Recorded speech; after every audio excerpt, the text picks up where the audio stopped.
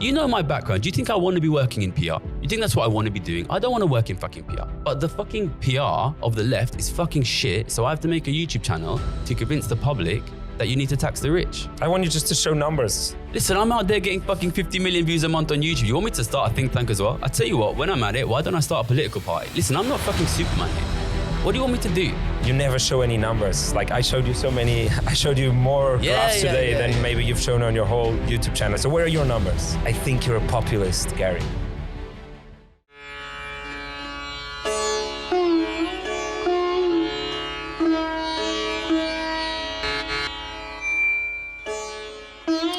Top of the morning to you. My name is Tomás Magalhães, but you can call me Tom. And I have this podcast you're watching or listening to called Depolarize, or as it was born in Portuguese, Despolariza. Depolarize is all about transcending duality and learning how to disagree with more science, love, and good humor. If you think this is interesting, you make sure to check out some of the other English episodes and subscribe. This episode is supported by HiWell. HiWell is an online, 100% online therapy platform. All the psychologists on it are registered psychologists, and how it works is basically you download the app and then you go through a quite deep process of answering some questions so the app can get to know you and what you look for in a therapist. Then it will match you with the therapist which seems like the best fit for you.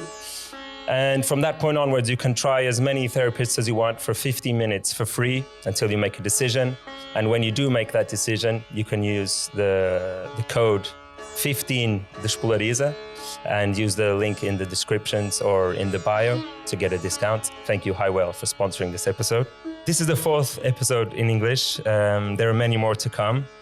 So this will probably now go on to an English channel called Depolarize, where once in a while I'll publish some of these English episodes.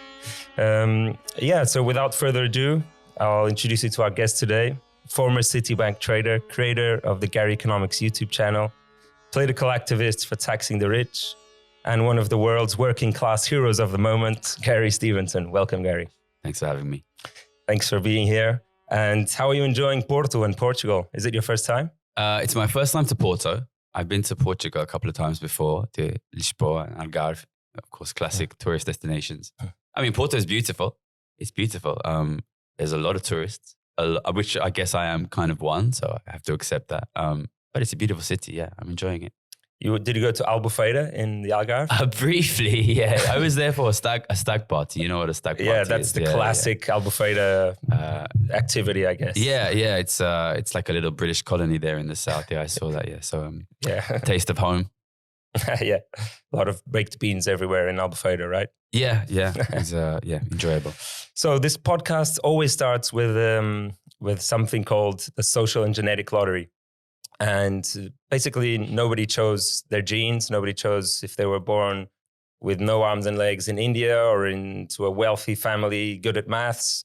And I think this helps people depolarize in the sense that once you start listening to the other person's story and you hear what they got in those 2 lotteries, it's easier for you to look at them and say, wait a minute, maybe if I had their lotteries and had their life story, maybe I'd defend the ideas they're defending.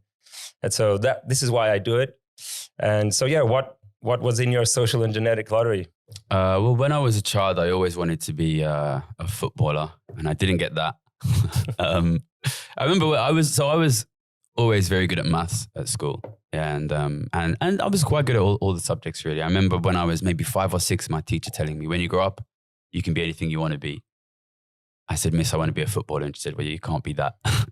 I didn't get everything. I would have liked to have been a little bit taller as well. But I was always, sort of a naturally talented mathematician from young. That was kind of my thing that I had.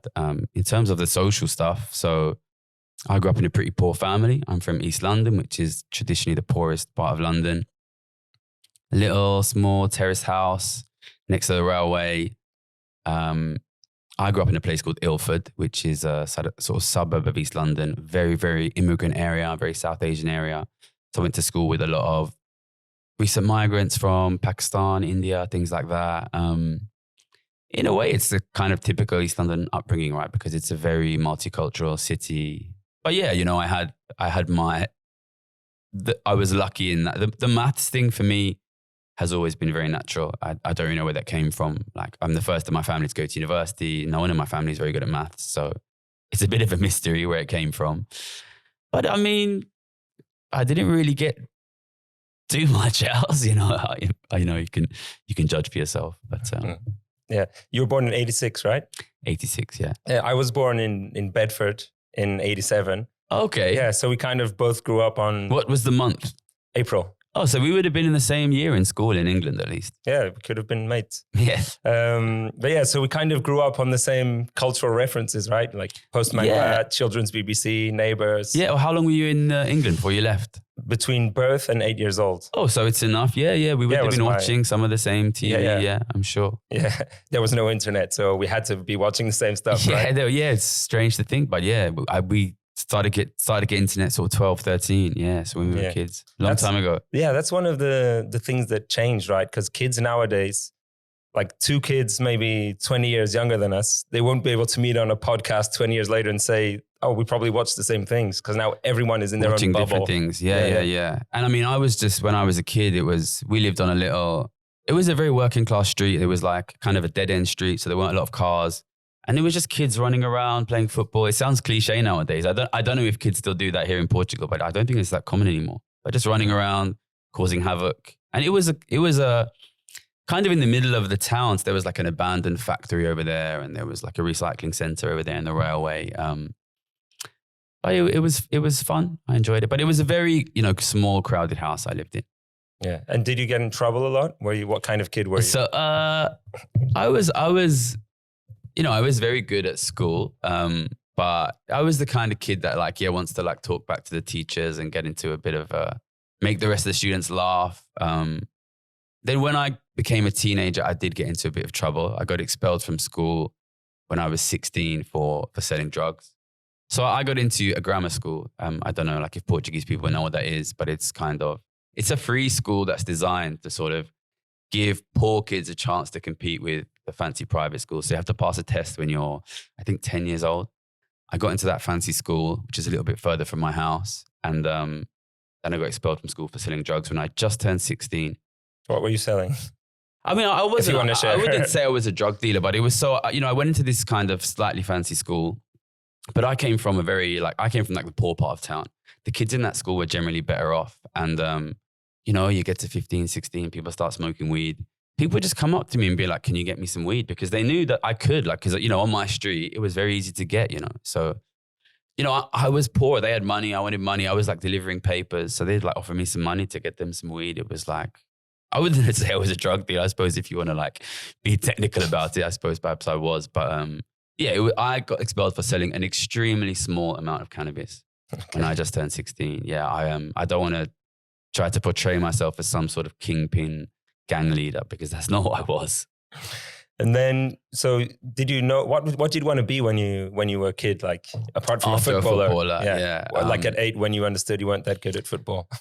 So I'm from East London. London, of course, is a massive banking city. There's 2 big finance centers in London, which is the City of London, which is in the center, which is the historical finance center. And then there's Canary Wharf, which used to be the Docklands, and it's in the east. And it's this new finance center, it's kind of the first sort of skyscraper city in Europe, I would say, that went up when I was sort of 8, 9, 10, 12, that sort of age. So we saw these skyscrapers go up, and it's not that far from Ilford. We could see them on the horizon going up. And I think anyone then, probably still now, who is young, poor, good at maths in London, thinks I'm going to be a banker. Obviously without really knowing what a banker is, but we would think, we're going to go work in those skyscrapers, we're going to be bankers, which is obviously what I did. But I mean, as a kid, I didn't know what a banker was, or really what was happening in those skyscrapers. Okay, but you already had this kind of fantasy, one day I'll be in the tower kind of thing. Yeah, well, I grew up in this very immigrant area, and it's we had this kind of get rich or die trying mentality. And it was if you're good at science, you're going to be a dentist. If you're good at maths, you're going to be a banker. That was just the messages we received, So, I was good at maths. I won some maths competitions when I was a kid. So it was just we're going to work hard. It just, it's what you're told when you're a kid, right? Work hard, study hard, get good grades. And then if you're good at maths, you become a banker, not knowing. Yeah. And obviously we will speak about that, and it's in the book, a lot of descriptions about what it means to be a banker. Yeah. So this photo we're looking at here, like how old were you here? It's funny. So in the book, I talk about exactly this hoodie. This it's Echo is the brand. This Rhino hoodie. So I'm probably there. I reckon I'm probably about 19 or 20 already. Yeah. So at LSE. Yeah. That's when I was, and that's my parents and my younger sister. In there, and that's all my good friend from the street putting a silly face. Yeah, that's outside the house I grew up in. Yeah. And how, like, who are these people? Is there a sister here? That's my younger sister next to me. You can see I'm obviously there on the left. They're my parents on the other side of her. That's my friend putting the silly face. That's my sister's friend on the other side. And the other two are probably people from my parents' church. So my parents are quite religious Mormons. So I don't know. Your parents are Mormons? Yeah. My parents are Mormons, yeah. They look very American. So there's a lot of American Mormons. So I think the other two old, like ladies in their, I don't know, 20s, 30s, 40s. Did you ever get involved as a kid in the Mormon? Well, obviously they took me when I was young. So I used to go, and Mormonism is quite a serious religion. It's a little bit like Jehovah's Witnesses. I don't know if you have them here, if they're a big deal. They're like quite serious, hardcore American Christians. They're quite serious about it. Like no caffeine in your home? No caffeine, no alcohol, no swearing. Yeah. Like very, very big Coca-Cola. deal. Yeah. Well, actually, there was like a deal cut between the Mormon church and Coca-Cola when I was about maybe 9 or 10, and suddenly Coca-Cola was allowed. It was really weird, but before that, it wasn't allowed. But obviously, when I was like 6, 7, 8, you just accept it. But I became quite questioning of that when I was quite young, maybe 11 or 12, because it's such a multicultural area I grew up in. So I grew up around a lot of Muslims, Hindus, Sikhs, Jews, like all different kinds of Christians. And it was just difficult for me to sort of, the kind of mathsy kid in me was like, well, how do I know that my one is right? And I was not really into it from quite a young age, to be honest. So let's fast forward to the trading game. Trading game. You're in the last year of LSE and you need to get an internship, right? Yeah, second year. So second year. So I went to LSE, London School of Economics. For those who don't know, that's like a super elite economic school in London. Like it's obviously not as famous as Oxford or Cambridge, but it's like just as hard to get into really. So I got really good grades in my like exams and stuff. I got into this fancy school, and it's super international. It's like where like millionaires, like super millionaires from China, India, Pakistan, Russia, like the Middle East, like it's where they send their kids. So like Gaddafi's kids were at LSE, I think the same time I was there, and it's that kind of place. And you know, at this point, at this picture, I'm probably at LSE at that time. So like I was like a little like kind of hood rat kid basically, but I was like really good at maths, and I got in there but I was just like, you know, I was so confident with my maths. So I was studying maths and economics, and I was like, I'm just going to kill the exams and I'm going to get the job. But it turns out the way to get a job then, and I think probably still now, is you need to get an internship in your second year, which was a problem for me because second year, you don't have your grades yet. And like my whole plan was like to get good grades. But couldn't you use the grades from the first year? And the my first grades half in of the first second year year were good, but like they didn't really count for much first year grades. So like the way it was split at LSE, your first year only counted towards like 11%. And I had my first proper girlfriend in my first year. And it was so easy for me to get a first in first year. I wasn't even really studying. But to be honest, they don't count your first year grades that much. My first year grades were good, but they weren't crazy. But it wasn't really about that basically. The way you get a job is you have to apply for like 30 banks, 30 internships. And it's on CV and cover letter. So it ends up basically, because obviously everybody at LSE has these amazing grades from high school. So it ends up being basically your extracurriculars. And it's like who you know. So then but I'm going like with Gaddafi's kids, you know, you can imagine what like Gaddafi's kids extracurriculars are like. And it's, you know, it's not just Gaddafi's kids, because everybody there is like that kind of thing. Like everyone's dad is like, you know, head of the Pakistani Air Force, or, you know, like senior in the Chinese Politburo or something. So they've all got these amazing extracurriculars. Like they all like founded the Junior United Nations, or like played the clarinet in the Royal Albert Hall. And like when I was a teenager, I was trying to be a grime MC, and I was working in a sofa shop fluffing pillows, and I was like selling small amounts of cannabis. That's like what I was doing, right? So it wasn't That combination of those three things is like, so, I don't know, it's almost an archetype of a working class East London kid. Yeah, it's class. Yeah, exactly. It was so, am I allowed to swear? Yeah, it's all right. So like, I was like, fuck, basically. I was like my plan was to get these grades, and it turns out the jobs are going to be given out based on these extracurriculars. And I was like kind of pissed off, but because I knew I was good at maths, and I just decided to be like really like loud and kind of obnoxious in the lectures.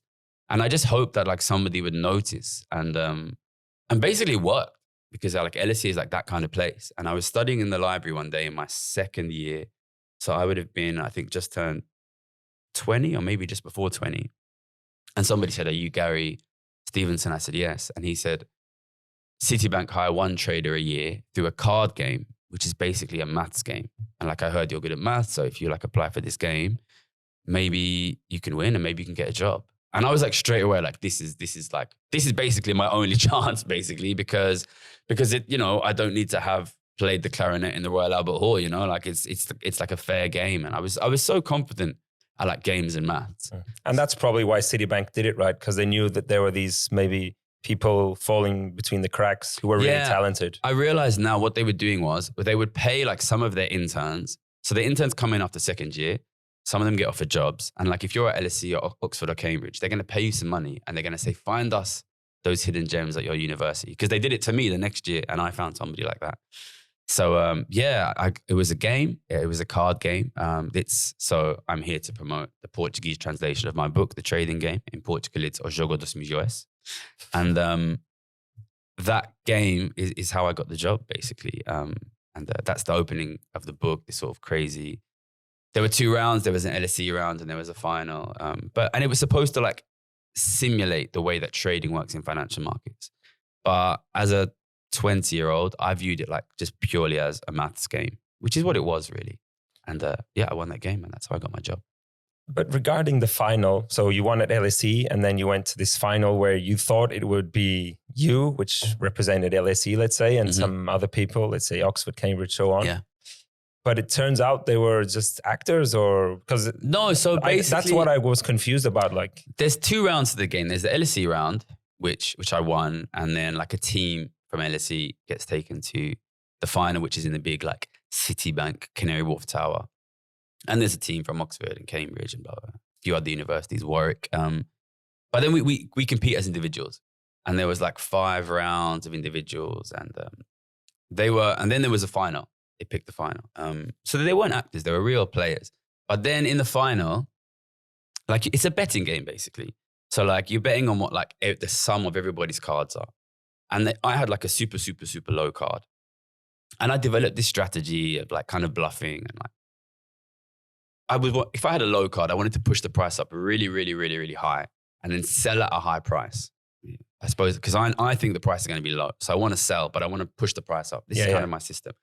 And in the final, like I managed to push the price up super, super, super high. And I was selling. And then when the game finished, all the other cards in the game were like the highest possible. So there's 8 cards in the game. I had the lowest card in the game.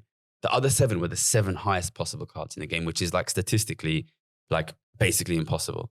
And I was so I got smashed because the total ended up being super, super high. And I was like selling, which means betting low. Yeah. But did they know? That's the thing, like, because... Well, so this is the thing. My final score was like super, super low. Like I came last. And then when they announced the winner, they announced that I was the winner, basically. I've kind of ruined the first big like shock moment of the book in a way.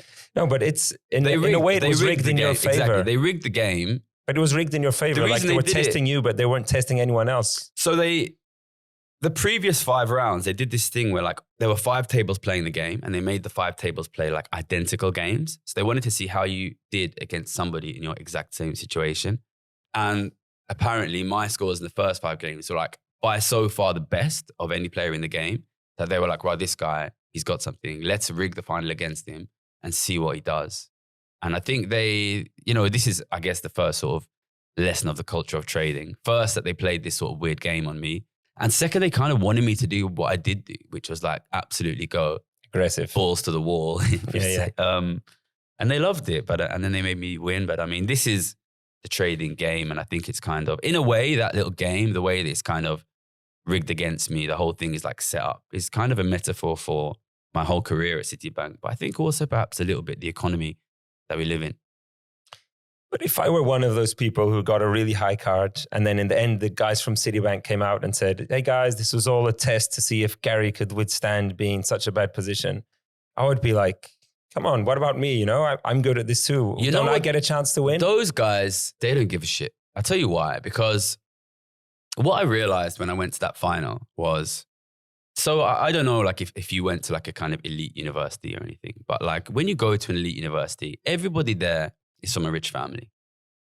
And what I realized when I don't come from a rich family and I'm not good at like networking. And when I went to the final, I knew my only way to get a job at Citibank was to win that final. But these other guys, they didn't go to that final with the intention of winning the final. They went there in nice suits, trying to make some connections so they could put those connections on their application forms. That's what they did. And I think this is a thing which I find super interesting, really. Whoa, so you were playing the trading game, but they were playing the networking game. They will have gotten jobs. They will have gotten jobs. They didn't care about winning. And this I think is a very interesting thing about being, first about elite society in general, but also about being this kind of poor outsider in elite society, which is what you realize is these guys don't really give a fuck about being the best. Like, this is the thing, right? So I come from a poor background and my dad worked for the post office and I'm poor and my dad's poor. And if I don't do something big, I'm going to be fucked, basically. So I need to win. I need to win. But these kinds of people who go to LSE, who go to Oxford, who work on trading floors and in elite jobs nowadays, their dad's rich. They live in a nice, big, comfortable house with a nice, big garden. Their dad works for the investment bank. He's making €1 million a year, you know? Or they go to private schools. For all they need to do to win is follow the path that their dad sets them. So there's this big difference between poor people and rich people, which is poor people need to stand out to have a chance. But rich people, they want to fit in. This is the big difference because in the society we live, and I think this is sort of the story of my whole career is because I come from a poor background, I need to be the best, I need to be the best, I need to be the best. But people from rich families, they just need to fit in. Yeah, because they don't want to be... You don't want to stand out. Yeah, you don't want to stand out and you don't want to risk being like unagreeable towards anyone. Exactly. Right? Listen, if you know that as long as you don't piss your dad off, you're going to inherit 10 million euros, what are you going to do? You are not going to piss your dad off, right? You know, and your whole life is about don't piss your dad off, don't upset your community because listen, these guys are playing life on easy mode. Like they are on an escalator to wealth, you know? So I find it super, super different, the attitude of the poor and the attitude of the rich. All right. So you're here. You're on the trading floor. Yeah, with one of my best friends when I was a trader. This is one of the... I noticed the screens already look so old and outdated, right? Like the screen. Well, I mean, I haven't been on the trading floor for a while, but yeah, this is what it was like. Yeah. Yeah. So what was it like? Was it Wolf of Wall Street kind of atmosphere, or was it a mixture between that and more normal people? Because people have never been there. They have this kind of polarized view on what it's like. Wolf of Wall Street is a little bit excessive. I can tell from this photo. I'm wearing a hoodie. Like this is when I was like kind of like a big shot trader. So probably 2011. I'm probably 24 or 25 there. It's loud. It's big. That Citibank trading floor is very, very big. Lots and lots of screens, lots of very masculine, lots of men. I think in this photo, I don't think that is maybe a woman's head in the background. I think everyone else in that photo, as you can see, is a man. It's an aggressive, competitive place. Wolf of Wall Street takes it a little bit too far, to be honest. I mean, obviously, I've written a book about this, so you can see. But also, one thing I think that the movies don't really capture is the game of trading itself and how addictive it is and how obsessive most traders are about trading. Probably I don't know if you know anyone who is addicted to gambling. Do you know anyone who's addicted to gambling? Yeah, and I've been addicted to trading myself. Okay, yeah. The dangerous type at home. Yeah, so so you can kind of sense like this, it's addictive and it's obsessive. So every trader has a P&L, profit and loss. And, there's a spreadsheet that goes out so you can see everybody's P&L. So everybody knows what everybody's making. And, some guys are in the red, they're losing money. So it's this kind of place where everybody walks around with their number on their head. And that year, 2011, I was Citibank's most profitable trader. And you can kind of almost see it in this photo. It's like starting to get to my head a little bit. Yeah, you're not even smiling anymore. Yeah, I think I'm the big shot, even though like I'm a lot smaller than this guy next to me. It's what I really wanted to do with my book was really get under the skin of these ideas about competition and ambition, wanting to win. But it's a very masculine, very competitive place, and it's all about numbers. It's all about money. But it's also about this game. This is a room full of people playing one big game about what's happening in the world, and in a lot of ways, I miss that. I miss that because I'm super interested in the economy. I'm worried about what's happening, and now I can come here and I can tell you what I think is going to happen, and you can say I'm wrong. Blah blah blah. Maybe you will. We'll see. Mm-hmm. Maybe some people will believe you. People disagree with me a lot, but when I was a trader, people disagreed with me a lot, and I fucking loved it because if I walk into a room and 100 people say I'm wrong, then I'm going to take everybody's money. And at the end of the year, everybody has to accept Gary was the best trader. So I kind of miss that like fairness, that transparency. And in the end, trading, how many worlds are there where a kid like me from nothing, from poverty, can walk in and at like 24, 25, be the big name at the bank? There's only really trading on football. And football, yeah. Yeah. So I like the competitiveness of it. But obviously, I've written this book now. I wanted with the book, I don't like the stereotyped cliched images of Wolf of Wall Street. I wanted to really show you what it's really like. I wanted to kind of get you under the skin of the kind of emotional dysfunctionality of these people, including myself. So obviously I've got mixed feelings about it, and I don't think it's a very healthy space. But I do miss it. All right. So first little piece of discomfort for you. Yeah, come on. Financial Times article. Oh, yeah. So the Financial Times article, for those of you listening to us who haven't read it, basically, they claim they spoke to 7 or 8 people who worked with you. And they say that it was like you probably had access to the short-term interest rate traders spreadsheet, but it was impossible for you to know if you were the best in the world, which is what you normally claim. Well, so Citibank has 2 trading departments. One is like global foreign exchange, and one is what they call local markets. So there is a spreadsheet for global foreign exchange. And so I know with absolute certainty I was number 1 in global foreign exchange. In the whole world? Yeah, in Citibank globally, yeah. No, well. Yeah. So you had access to the P&L of we can every see, Citibank? We can see that, foreign exchange has New York, London, and Asia, which is Tokyo and Sydney.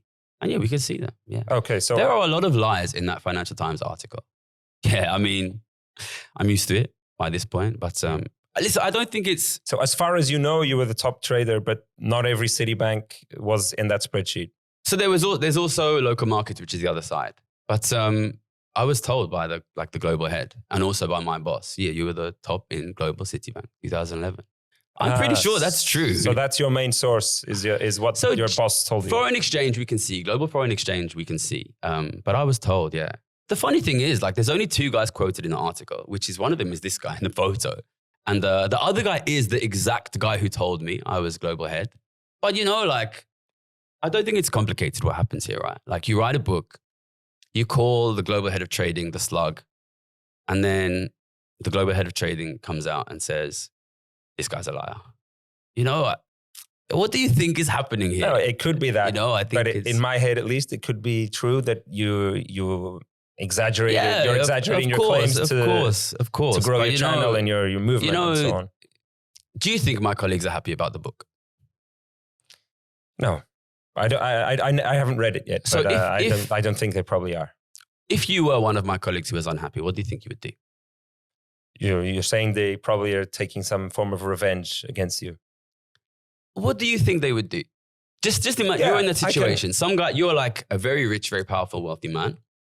Somebody's written a book that portrays you in a negative light, and a lot of your ex-colleagues as well in a negative light. What would you do? What do you think you would do? What I would do is maybe not what most people would do, but I can imagine people using the opportunity. They're probably going to call each other up, right, and say, "What the fuck are we going to do?" And they're going to make a plan, right? And what's the most obvious plan? Yeah, to tell the newspaper she's a liar. Yeah, and I'm going to call them, and the newspaper journalists are going to say, "Do you have any other sources?" And he's going to say, "Yeah, I do. This guy, and this guy." I mean, this is the most obvious, predictable response. Yeah, I completely understand Like, that. But apart from that, like if it's not, I mean, I'm not sure about what I'm about to say, but maybe let's say you are exaggerating it. Is it necessary though? You know what I mean? Because you could say I was one of the top traders in Citibank. I don't think there would be any need to exaggerate it, you know. Yeah, like, there is no need, and so it would like, almost be a shame, you know, that would be happening. You know, the book is there. You know, I haven't exaggerated anything in the book. I mean, I think whatever I said, I would have been accused of dishonesty in the book. So, you know, I think in a way it's kind of funny, right? Because like, you know, you read the book, the message of the book, the intended message of the book is like that the global economy is collapsing and it's going to destroy the living standards of your kids and your grandkids. For me personally, I think that's quite an important story. But the other message of the book is that there's a bunch of guys who are watching it happen and they're so obsessed with competition that they don't give a fuck. And then what you get is a bunch of traders come out and say, Gary was not the best trader in the world. Listen, whether I was the best trader in the world or not, your kids and your grandkids are going to be fucking poor. Right, I think that's the fucking story. You know, look, I quit banking in 2014, okay? I didn't release this book until last year, 2024. If what I wanted was to make the fucking Gary Stevenson show, Gary's the best trader in the world, why wait 10 years? I spent 10 years floating around think tanks, doing more study, working as a journalist, you know, trying to research, publicize this. This idea of writing the book, it was a last alternative for me. I don't like being famous, you know. Was it before the YouTube started blowing up? Like how many subscribers did you have? 1.2 million now, right? 1.3 million now. Yes, yesterday you had 1.2 or something like that. But at what point did you start writing the book? I started writing the book in 2022. Oh, so you had 100,000 subscribers? No. I had only on the YouTube. When I first got the deal, I think I had maybe something like 20,000 subs on YouTube. Okay. Yeah. And it was like I was doing the YouTube. You know, people can go and watch my YouTube. It's called Gary's Economics. And the YouTube doesn't really talk about my trading career. The YouTube is like educational, economics, explaining the economy, explaining what's happening. But you do say like a lot of times, I was the best fucking trader in the whole fucking world. That's like, I mean, you know how it goes, right? Like I get caught. So obviously, you know, people can go, I wrote my first article in March 2020, beginning of COVID, because I could see it was going to be an absolute economic disaster. And in the article, I barely mentioned my career. But obviously, people like call me up and say, what the fuck are you doing? Like, why are you not mentioning your career? Like, if you want these articles to be read, you need to mention your career. So then I start to use them. But I held them back, you know. People don't need to believe it. But like, if what I wanted was like fame and glory, why wait 10 years? Why wait 10 years? And I spent those years working for think tanks for free, studying. I did a 2-year master's at Oxford, researching and writing a thesis on inequality. You know, if what I wanted was fame, why? It doesn't make any sense. Like if what you want is fame, come out, write your story. You know, I waited 10 years. I tried to find other ways to do it. In the end, I decided, and I was doing this YouTube, which was educational YouTube, and nobody was watching, right? And then I thought, okay, you know what? If I write this like banging book about the story, then we can blow the YouTube up and maybe we can do something. And it's fucking worked, hasn't it, right? Because before I wrote the book, it's 20,000. Now it's 1.3 million. It's still growing, you know? Oh, so you think the book was what made the YouTube channel grow? 100%. You know, I thought it was the other way around. No, okay. Because the book is published by Penguin in the UK and in the US and in Germany and a lot of countries. It's this massive, massive, massive corporation. And, you know, when you negotiate the book deal, they're going to have to pay you an X amount of money. They have to publicize the book. So it's like a free PR campaign. It's like 2 free PR campaigns. If you look at the big periods of growth of the YouTube channel, one is second quarter last year, just after the hardback came out. And the other one is first quarter this year, just after the paperback came out. And this is because Penguin, this massive corporation, is running a massive PR campaign. Like, obviously, like, you know, it's funny sometimes. People are like, where did this guy come from? This guy came from Penguin. Like, you know, that's what happened. That's how it works. So I wrote the book to blow the YouTube up. And I would like to say also, by the way, I really worked hard on the book and I think it's a very good book. But it's part of the political project. It's working, right? You know, I can't walk down the street in London. Like it's working. Yeah. And before we were recording, you said that you weren't expecting to be this recognized in Porto, right? Yeah. I've been recognized by like Portuguese people like 3 or 4 times a day, every day. Some guy stopped me on that big bridge by the river, over the river. Ponte Dom Luís. Yeah, the big famous one. And he had my book in his bag. It was like crazy. So that's like, I was in it before I was here. I was publicizing the book in Italy. And I did get recognized a bit in Italy. But here it's been way, way more. And yeah, that's super cool. And that's crazy for me. And I'm really pleased to see, because I know like you have a lot of economic problems here, just like we do back home. In fact, often they're the same economic problems. But worse. Yeah, well, in some ways, yeah. But yeah, I'm really happy. I'm really happy to see that like Portuguese people, you know, I'm not from this country. It's a long way from home, but I'm glad that I can, yeah, because at the end of the day, I think this is not going to be the kind of problem that will be solved just in the UK or just in Portugal. But if we can stand together across Europe, across the Western world, we can really do something, I think. Yeah. So let's get to that. What was your aha moment, like when you understood this will never stop, inequality will never stop, and the cost of living I have a small baby, Cost of living crisis yeah, is only going to get worse. My job was betting on interest rates. So all the interest rates went to zero in the Lehman crisis. And then the job becomes basically betting on when will interest rates go back up, which is kind of when will the economy recover, basically. And people obviously know now that rates stayed zero all the way up till 2022, maybe. But at the time, because, you know, zero interest rates at the time were like new and considered extreme. They had them in Japan, but we didn't have them in Europe or the US. And everybody thought, like so I studied economics at the London School of Economics. Like the theory is these zero interest rates are supposed to really stimulate the economy. And maybe it takes a year, maybe it takes 18 months. But like zero interest rates were really extreme. So everybody was like, we're going to have a massive recovery.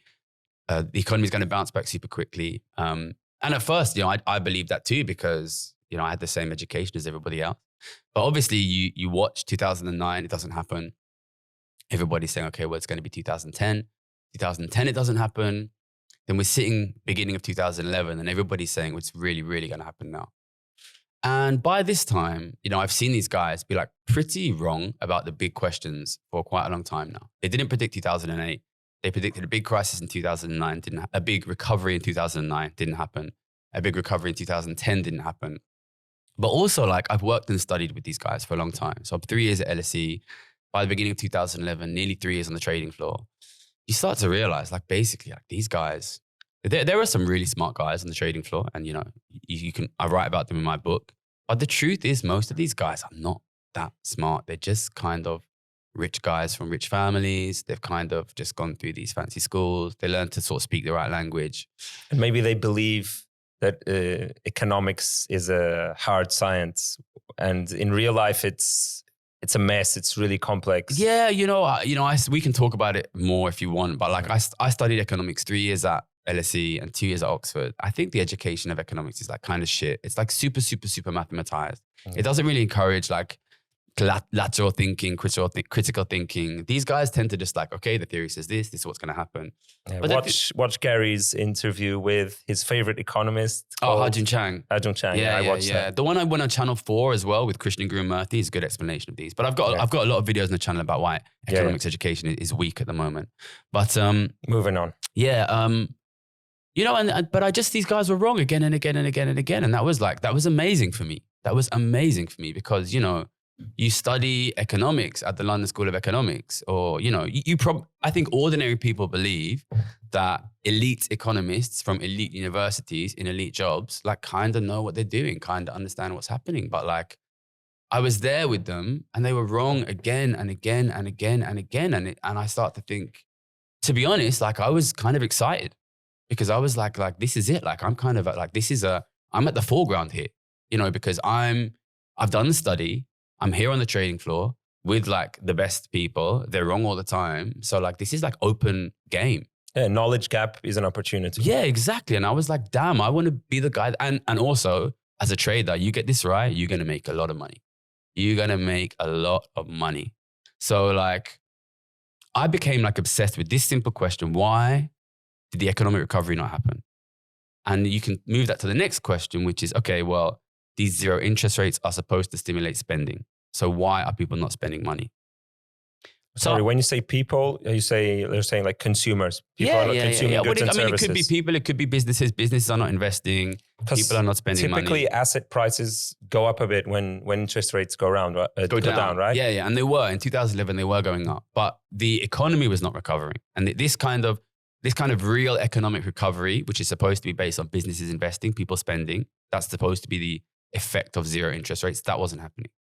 So I just decided to go and ask people. So there's this one scene in my book. I was lucky to work with like a really, really genius trader from a working class background from Liverpool in England.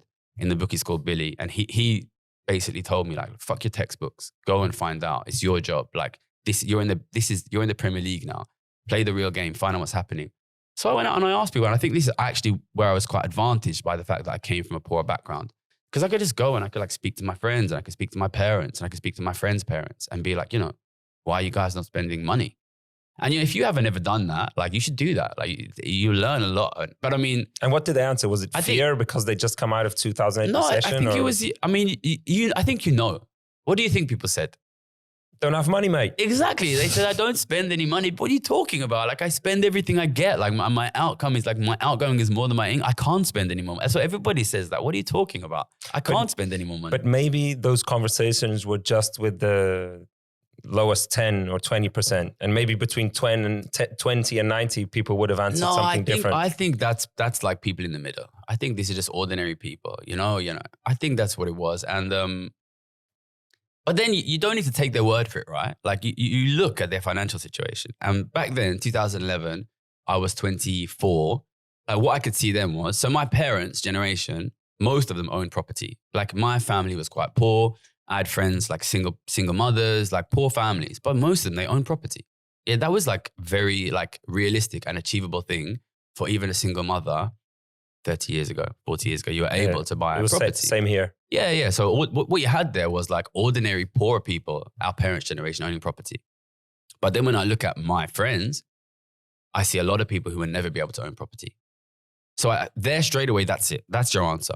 Like it doesn't make sense. So what that means is middle-class families, like families in the middle, are moving from being property-owning, wealth-owning families to being non-property owning, non-wealth-owning families over time. So what you see that it doesn't make sense to ask, that means their wealth is going down over time. It doesn't make sense to ask a family like that, why don't you spend more money? Because like you can't dis-save forever. Eventually you're going to hit zero. So like straight away, bam, the reason these guys aren't spending money is because they're losing their wealth. And then that was bouncing around my head early 2011. Here in Portugal, you probably recognize the significance of 2011. 2011 was the sovereign debt crisis. But that came later in the year. Part of the pigs. Exactly. Yeah, the first of the pigs. The first of the pigs.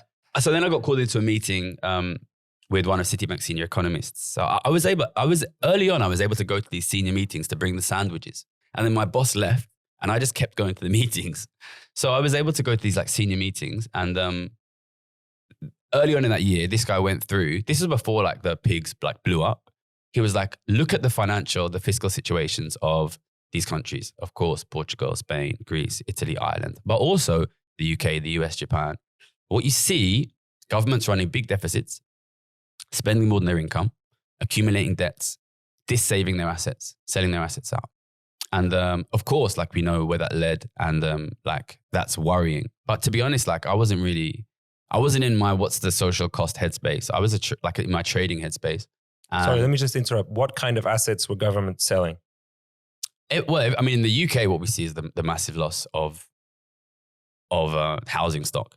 I couldn't tell you about specifically in Portugal, but there is a broad trend towards dis-saving assets, and there will be increasingly. But the big thing is like accumulation of large amounts of wealth.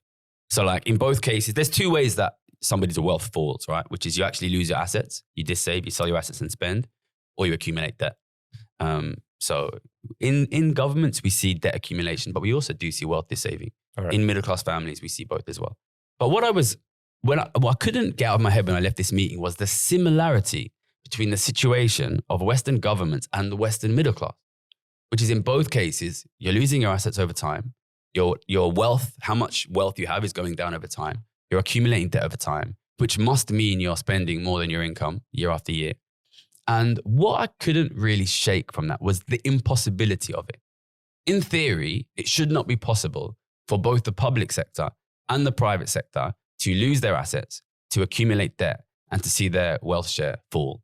Like these, that can only happen if there's been like a war or like an earthquake or a disaster and the actual assets are being destroyed, which wasn't happening. But how do you define middle class when you use that term? Yeah, in this, obviously, so middle class for those like listening, obviously I'm using middle class in this sense to mean the actual middle, like your kind of 50th percentile. But obviously in the UK, we often use middle class to mean kind of like 10th to 20th percentile. The US, they use 50th percentile. But to be honest, I think back then we could really see wealth share falling at the sort of 50th percentile, 40th percentile. But now I think you see it even in like the 30th, 20th percentile. You're seeing harder and harder to own things like property. Yeah, so this is one of my critiques I have for you, which is I think you polarize this issue a bit in the way that most of the time I hear you talk about ordinary working class people listening to us at home and the filthy rich who we need to tax.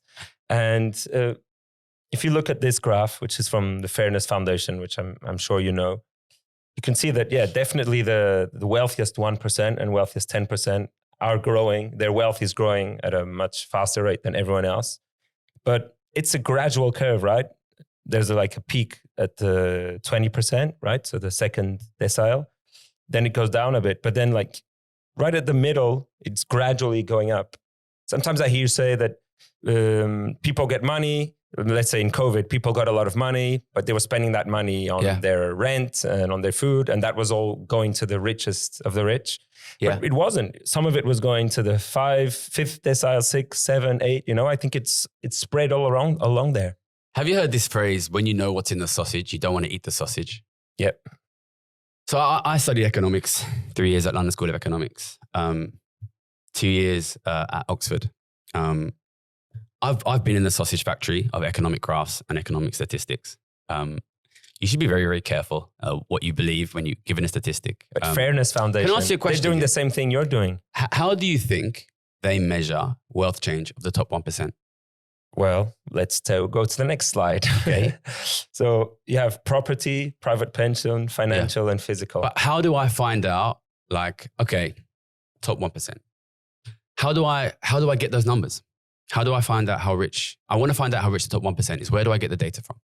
That's a great question. Let me know. Surveys. Okay, you're a billionaire. Some guy sends you a survey. How much wealth do you have? What do you do? Is it exclusively surveys though? How else do you find out how rich the billionaires are? I don't know, if it's public, for instance, what stock they own, and sometimes it is, you can evaluate based on that. You know Rishi Sunak? Yeah, former Prime Minister of the United Kingdom. He appeared in the Sunday Times rich list, £720 million. He was like very high on the rich list. Do you know where he was the previous year? What? He wasn't in the rich list. Because of he married into wealth. No. His father-in-law. Because nobody knew about him. Nobody cared about him. It's extremely difficult to measure the wealth share of the top 0.01%. Extremely difficult. I mean, how do you do it? That Sunday Times rich list, everybody knows it's made up. Everybody knows it probably excludes a lot of the genuinely richest people. Because we don't know these. Listen, what you want if you're a billionaire is to be totally unknown. Of course you do. Only the stupid billionaires want to be known. Only people who are stupid and like me to be public. The best thing you want to be in life is rich and unknown. It's a lovely life to live. You don't want to be famous, okay? All of these statistics, all of these surveys, they are totally missing the enormous increase in the wealth share of the top 0.01%. And really, to be honest, the problem you have here, really, the whole problem is in the top 0.1%. That's the whole problem. What you are having is... Top 0.1? Yeah, you're having this tiny group at the top absolutely sucking all of the wealth out of society. And what that means is you're seeing compression within the rest of society. So if you don't look at the top 0.1%, what you're going to see is inequality is decreasing because they can't suck wealth out of the poor because the poor have got no wealth. So they're sucking wealth out of the middle class. So then you're seeing the middle class being compressed to the poor. And then if you look at that, you're going to say inequality is decreasing. But if the reason that inequality is decreasing in the middle is because it's all being accumulated at the very top, where it doesn't exist in the surveys, well, that's not inequality decreasing, right? But if you look, the thing is, if you look at what people call the 20-80 ratio, that is decreasing. And the 90, that is decreasing. 90-10. So if the richest 10 guys in the world steal all the money from the middle class, the surveys show that as decreasing inequality. And it's completely bullshit. Because they're taking it from the 80 and from the 20. Yeah, but they also, what happens is it disappears from the surveys entirely. And there's a guy called Gabriel Zucman, a French economist. He wrote a book called The Hidden Wealth of Nations, which basically it tries to work out what's actually happening to inequality by looking at how much wealth is simply disappearing from the surveys. Because that's what happened. When it gets sucked into the top 0.01%, it doesn't show up as extremely increased inequality. It simply drops out of the data altogether because, of course, billionaires don't answer surveys honestly telling you how rich they are. So I think you need to be very, very careful with these statistics. You know, if But this is, I understand what you're saying. It makes absolute sense. But do you think, so we're looking at we're looking at this graph. This data is from the Office for National Statistics, which is a government thing. And yeah, you can see that, for example, property, it's not as polarized as you talk about it. You know, it's gradual. The bottom 30% don't own any property. But then from then on up, it's gradual. And I don't think these people are lying. Like maybe the top 1% will lie a bit, right? Yeah, of course. So maybe you're saying that the ball at the top is like 10 times bigger than that ball. Of course, I've never said it's not gradual. And it's not me. This is people around me that like to I've always said it's people like to say to me, at what point are you rich? They want me to say, oh, at 10 million euros, you're rich. As if you go to bed with 9999999 and you're not rich. You wake up with 10 million and you're rich. Of course, this is a continuous problem. It's not like discrete. It's not like, I'm not the guy out there like saying there's like 10 billionaires in an office ruling the world. Like this is an economic analysis. Inequality is increasing. Larger and larger wealth share is being sucked into the tiny group at the top. We live here in Western Europe at the back end of the golden age of the middle class, where ordinary working families were able to accumulate property.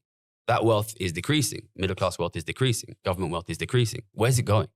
Where's it going? I think it's undeniable that it's harder and harder for ordinary families to own their own property. And if you look at what percentage of their own property accounting for mortgage an ordinary person owns at the age of, say, 30, 40, 50, all of these numbers are significantly less than they were 20, 30, 40, 50 years ago. Government wealth is unambiguously collapsing through the floor. So the middle class wealth is clearly disappearing and the government wealth is clearly disappearing. So your bet would be that if we looked at this same survey, this is a survey made between April 2020 and March 22. If we looked at the same survey 10 years from now, you'd probably see like across the board less wealth. So people declaring less wealth, but the top would be the same because they're not declaring. The problem you have is when you look at like dollar values, or this is in pound values, is that when wealth inequality increases, the price of assets increases significantly. And that is because, very simply, rich people use the vast majority of their income to buy assets, whereas ordinary people use the vast majority of their income to buy goods and services. So as wealth inequality increases, one of the major consequences of that, and we're seeing it everywhere, and you're definitely seeing it here in Portugal, and especially here in Porto, is increase in asset prices, most visibly for ordinary people, increase in house prices. So you end up in this situation where an ordinary family, they used to own one house, no mortgage. It would cost like 50,000 euros, 100,000 euros, which I'm sure you could get a house for that not that long ago here in Porto. In the future, they will own like 5% of a 1 million, 2 million euro house. But are they richer? That's a good question for you. Are they richer? Because the only way you can ever monetize that increase in your house value is to sell your house, in which case you and your kids and your grandkids will never own property ever again. And I think a lot of economists blindly look at that and they say, oh, well, people are richer now because their wealth value on paper is higher. But that wealth exists in a form of a house, which they can only access by selling their house. I don't know. But you can say that about the wealthy too. Oh, it's non-liquid in the wealthy's hands too. But listen, if I own one house, the only way for me to access that money is to sell the house, right? If I own 20 houses, then I can rent out 19 houses. You know, I also own the stock market. You know, I think when asset prices, I think you need to recognize a flat position on housing is not zero houses. A flat position is one house, and that's one house with a mortgage paid off. If you don't have one house with a mortgage paid off, you are not winning when house prices go up. Especially if you have 3 or 4 kids, you know, they're all going to live in your house. It's better than if the prices were going down, right? You are winning. Do you think so? You think that the ordinary people of Portugal? So if we called up like a 20-year-old Portuguese young man studying at university now and say to him, do you want house prices to go up or go down? What do you think he would say? I'd say I want them to stay the same and to go down, then I'll buy them, and then I want them to go up. Okay, so when house prices go up, who wins? owners. Okay, here's a good question for you. When wages fall, who wins? When wages fall, who wins? It's complicated because of what you said. There's a marginal propensity to consume, and so if you're from a poor family, you'll spend all the money you have, and so if wages fall, there will be less money in those hands being spent. Companies might profit because they have a bigger profit margin unless they change their prices. It's complicated. I would say when wages fall, workers lose and owners win. Okay, but owners of companies in this case. Yeah, owners of assets. Okay. Owners of assets. I own a company today. I own housing tomorrow. I own Apple stock a week later. I own gold. Assets are assets. Are assets. Are assets. I'm a trader. I put it to you that wages falling and house prices rising are basically the same thing. I think it's a bit too simplistic. It's a simplification, but it's basically the same thing. There's an asset price. Because there are second and third order consequences of each of those things. Yeah, and people have mortgages and this kind of thing. But what really matters for housing affordability, within the realm of housing affordability itself, is it good for Portuguese workers if food is expensive?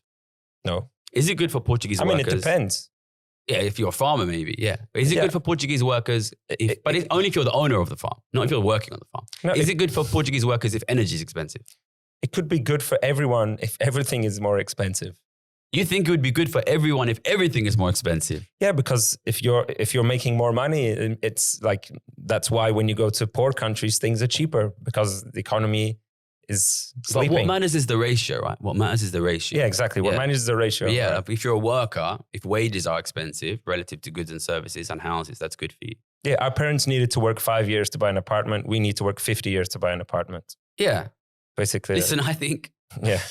To be honest, I think this is the big con which is being played on the Western middle class, which is they're being given higher house prices and told it makes them rich. When it should be becoming increasingly more and more and more and more obvious.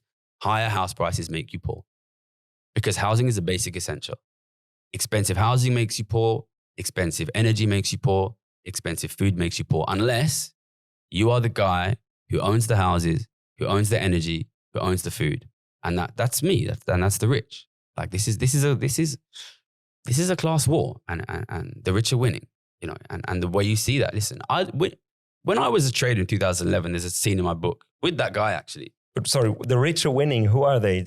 Are you when you say the rich are winning? Who are you talking about? It's asset owners. The most important thing is it's not about how much. It's not about your job. It's about your asset ownership in your family. But when I say that, I want you to recognize. For an ordinary person, you think if somebody is a millionaire, they're rich. If they have like €1 million in assets, they're rich. And of course, €1 million in assets is more than your average family will have. There are families out there, more and more and more of them, that have 100 million, 500 million, 700 million, 3 billion, 5 billion in assets. Okay, here's a question for you. Say you are Euro billionaire. You've got exactly 1 billion euros in assets. What's your passive income going to be on that? 50 million? About 50 million. So about 4 million euros a month, passive income. Imagine that's you. You've got 4 million euros passive income a month. I have a bit more, but let's pretend. Okay. How much would you spend per month if you had 4 million euros passive income a month? Yeah, I'd spend a tenth of that at trying my best to spend the most amount of money possible. It would be difficult to spend a tenth of that. So you spend 400,000 euros a month. You live like the queen. And then with your other 3.6 million euros, what do you do? Yeah, you don't want it to, you buy assets. You buy assets. That really, there is nothing significant happening in the world economy in the last 20 years other than that story. But if you do not deal with these guys, they will end up owning all the assets. They will outcompete you for assets. These are the reason which asset prices is going up. Asset prices will go further and further up. They will squeeze the middle class out of society. They squeeze government out of society. And then you end up in a situation where your only way to buy a house is to borrow €1 million from the rich. And then you're paying interest on €1 million until the day that you die. This is... But it's not only from the rich. Because not only rich people have money in bank accounts. What, do you think only rich people have €1 billion in assets? Only rich people have £4 million a month in passive income. Yeah, that's right. But when people are paying their mortgage... Yeah. So who gave them that money, right? That money some of it is made up by the bank. They can each make up, I don't know what the rule is now, but 10 times the money they have in deposits. Interest is always balanced. The amount of interest paid in an economy is always equal to the amount of interest received. Yeah, but I'm saying the people on the side of the creditor are people who are your neighbors in Ilford, some of them have a pension fund and that's in the bank, Yeah, or but they have a bit of Barclays, or they have, you know. Let's be clear here, okay? So it's going to your everyone. average person has a pension. What's the average size of an average pension? I have no idea. Okay, so let's say your average person has a pension of, say... Oh, but we have it here. Choose your decile. Okay, so in the middle, the average pension is £98,000. Okay, Yeah. so I'm here, I've got £98,000 pension. So I'm making passive income on my £100,000, say, or £5,000 a year. So I'm making basically £500 a month. So yeah, it's true. It's true. Yeah. Yeah, it's true. So an ordinary person is making £500 a month passive income, and a billionaire is making €4 million a month passive income. Do you think those two things are the same? Of course not. I never said because they were the same. when somebody, this is very clearly, the problem is when you have groups in society that have £4 million or €4 million a month passive income, if you do not do anything about that over time, then it is inevitable that they will take a larger and larger share of the wealth, because it's impossible for them to do anything else with that very large passive income. If you look at the history of Europe, the history of the world, up until World War II, we all lived in extremely unequal societies with tiny, extraordinarily wealthy, aristocratic elites and enormous amounts of extremely poor peasants. That is because if you do nothing to stop wealth accumulation and compound interest of the very rich, then they outcompete everybody else over time and end up with all of the assets. Listen, I'm not Mahatma Gandhi. I'm not Mother Teresa.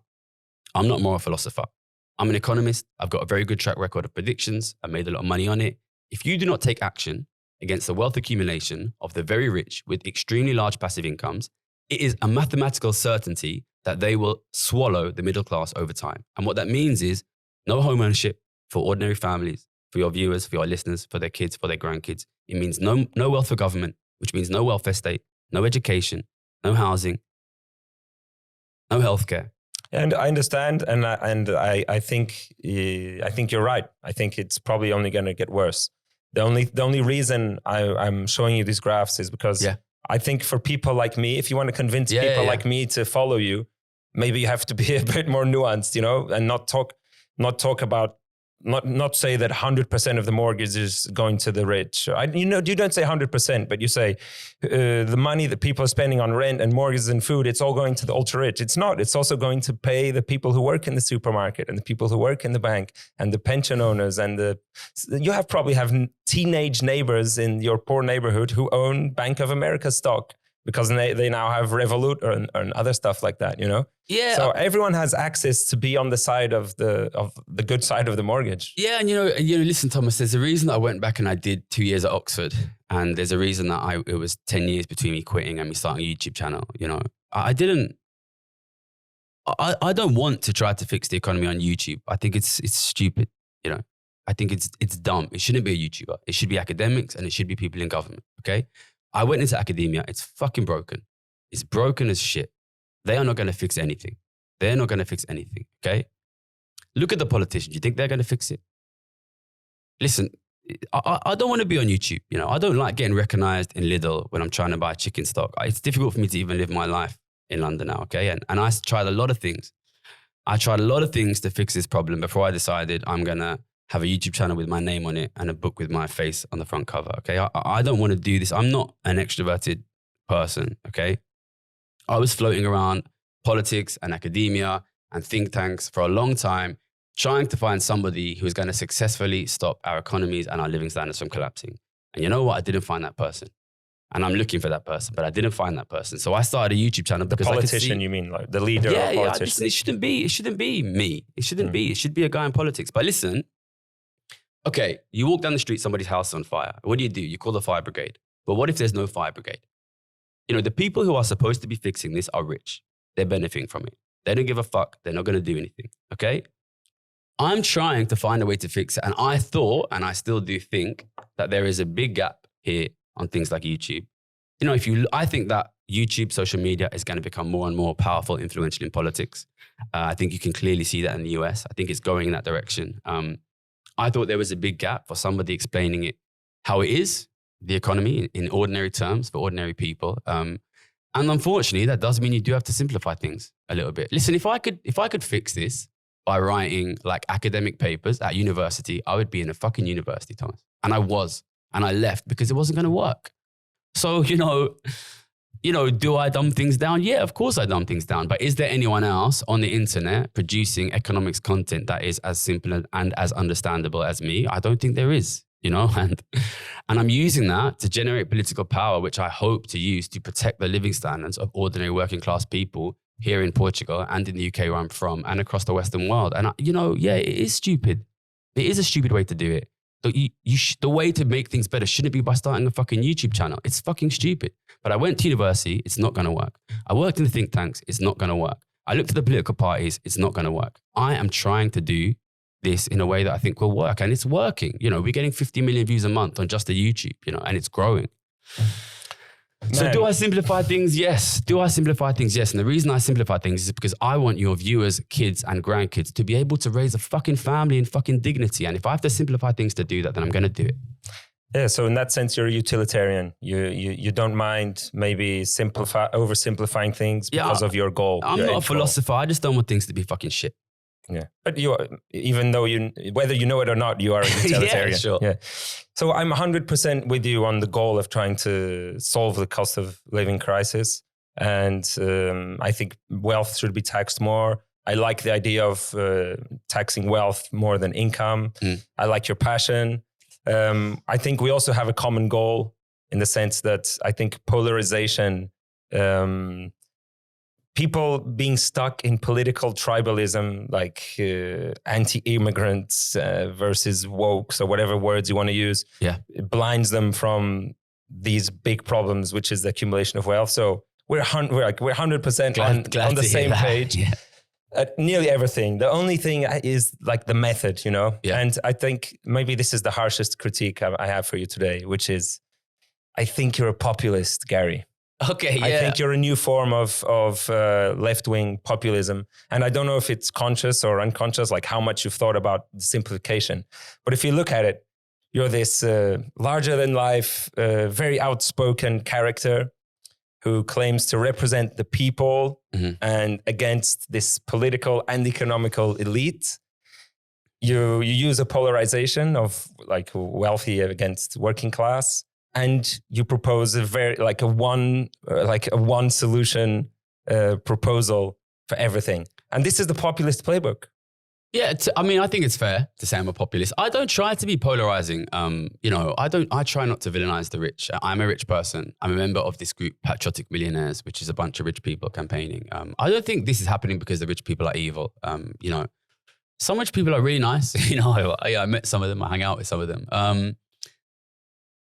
But look, again, it's the same thing essentially. So look, I always view this in two ways, basically, which is, okay, there's a serious problem. I want to fix it.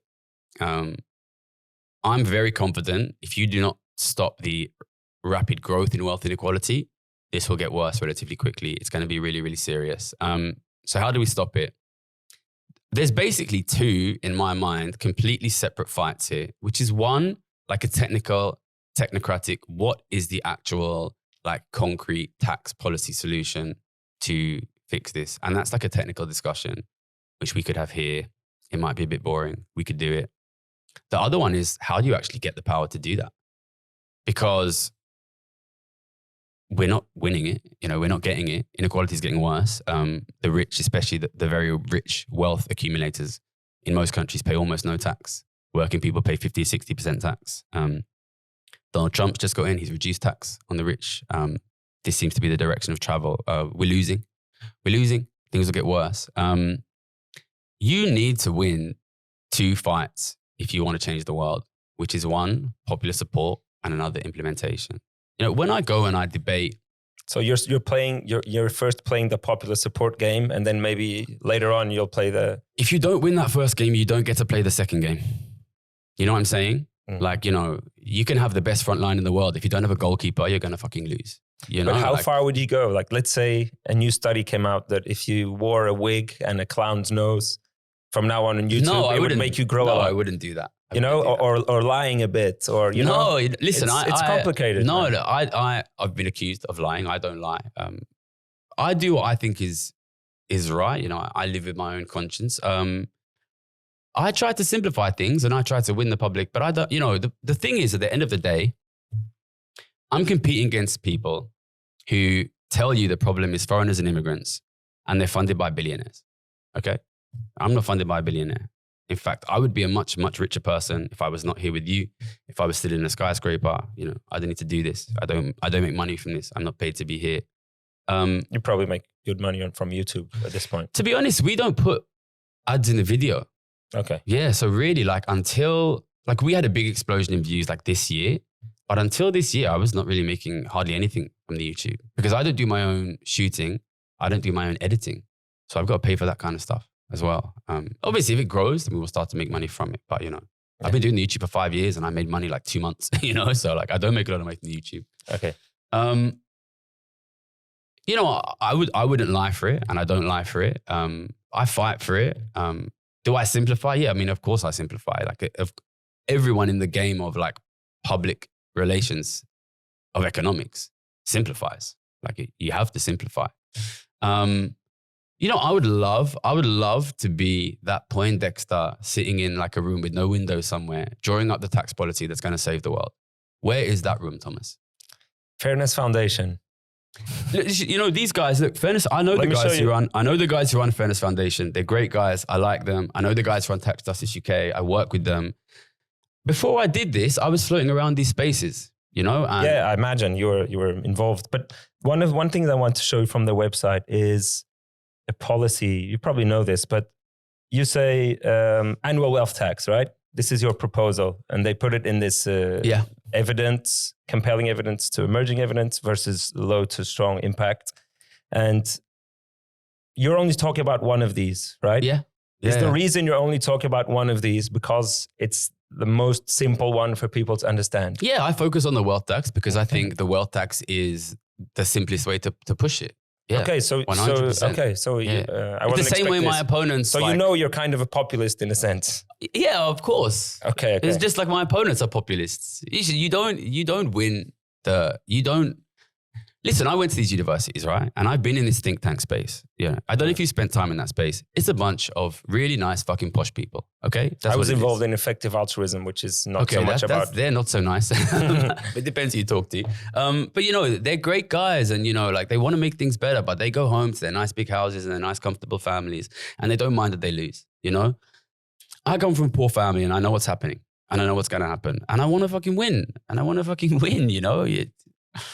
What? We need people on YouTube, obviously. Look at what is happening in the US alt-right. Listen, you know as well as I know who's going to win the next election in this country. And it's the same guys who are going to win the next election in my country. And it's the same guys who won the last election in America, okay? And you don't need to be a student of history. You think Farage will win? Yeah, I think he will. I think unless, I don't see anyone in the UK who has a better chance of stopping him than me and my YouTube channel. And that's fucking ridiculous, but that's the truth. Wow, how does that make you feel? It makes me feel fucking stressed out. That's how it makes me feel. I don't want it to, I say it a million times, I don't choose this part of YouTube because I'm not one of those guys, hi guys, I don't like to do that, I don't really enjoy the pressure and the stress. I do this because it's an emergency. And I know that if we don't have compelling output on social media, then we're not going to fix it. So look, there's 100 think tanks writing 57-page PDF reports and sending them to politicians. How many people are there doing it on YouTube and winning the popular support? It's just me. And I don't want it to be just me. And personally, listen, I studied maths. I studied economics. I had to learn to write a fucking book. I'm not a fucking writer. I'm not a YouTuber. I'm a mathematician. I'm an economist. I want to be in that room writing the tax policy. I don't want to be making videos on YouTube. But nobody's making videos on YouTube. You know what I mean? Yeah, I understand. I want to be Lionel Messi up front, but if there's no one in goal, then I have to go in goal. Somebody has to do that work, which is difficult, and nobody's doing it. Everybody's working these fancy jobs for think tanks, making 50,000 euros a year. You know what I mean? Nobody's doing the YouTube, so I'm doing the YouTube. And I don't want to do I wish somebody else was doing the YouTube so that I could write the tax policy. But until the popular support is there, we don't get to write the tax policy. Once the popular support is there, I would love to be the guy that is there overseeing the tax policy.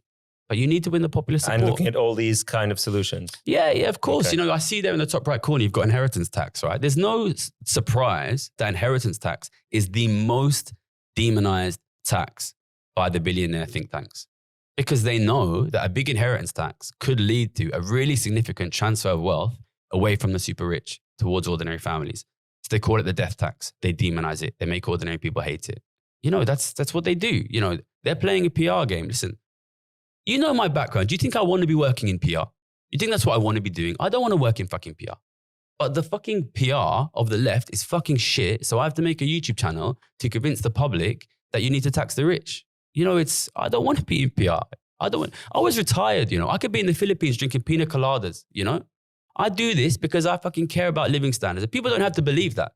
In the end of the day, it is the ordinary working people here in Portugal, in the UK, that will decide whether to believe me or not. And if they don't believe me, I'll be fucking rich either way. It's their kids and their grandkids on the line. And I admire your passion, bro. Another critique you get is that you never show any numbers. Like I showed you more graphs today than maybe you've shown on your whole YouTube channel. Is that because you don't trust the surveys or because it doesn't fit your simplistic view of things? Listen, probably you already know this, right? But I'll tell you how these numbers work, all right? There's right-wing think tanks and there's left-wing think tanks. And they want to get the numbers that they want. And they pay the money to the economists and they get the numbers that they fucking want. That's how economics works. You know, this is look, we're looking at a new one now from Equality Trust. The previous one was Fairness Foundation. So if these guys have any kind of bias, it's in your direction.